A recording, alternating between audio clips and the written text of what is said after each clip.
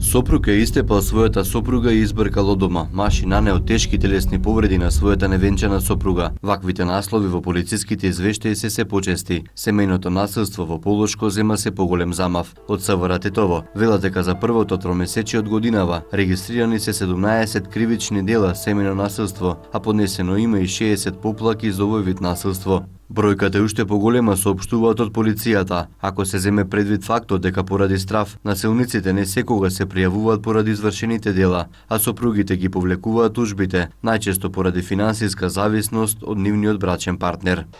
Во 17 кривични дела кои се целосно расчистени и заокружени со соодветни поднесоци, инволвирани биле вкупно 18 сторители, односно учесници, од кои 15 машки и 3 женски лица, најмногу сопрузи, синови, татковци и една мајка.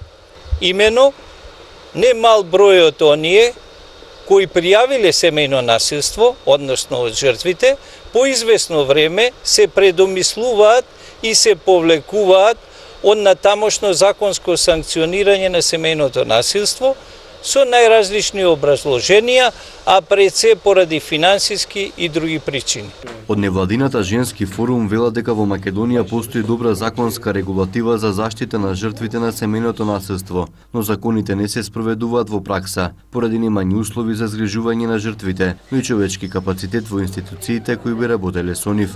Затоа жртвите или не ги пријавуваат случаите, или пак се откажуваат од нив, поради страв дека нема да бидат заштитени до крај. Меѓу другото, од немање доволно физички капацитети за сместување на жртви на семејно насилство, значи говорам за шелтер центри.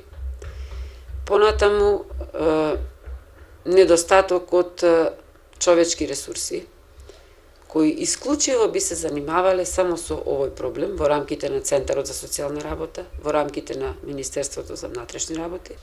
Податок, факт, ќе ви кажам дека во Центарот за социјална работа само една личност работи на прием и постапување со овие жртви.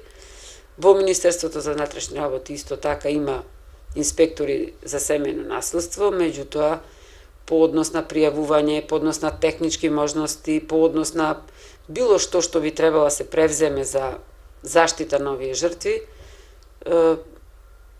најдобро ќе биде и таму да се информирате, меѓутоа од праксата и од она што како соработка го имаме со овие институции, можам да ви кажам дека капацитетите се ограничени. Кога веќе ќе се започне една постапка и кога жртвата ќе се осмели, морам да кажам, да го пријави насилството, тогаш таа влегува во една постапка од која не е известно дали таа навистина до крај ќе биде заштитена. Во тек на постапката ќе свати дека насилникот, односно сопругот, може да биде казнет со парична казна, може да биде казнет со затворска казна. Тоа се казните предвидени во рамките на Кривичниот законник на Република Македонија. И да се соочи едноставно со притисок од страна на истиот дека доколку дозволи тој да биде казнет, за неја веќе нема место дома.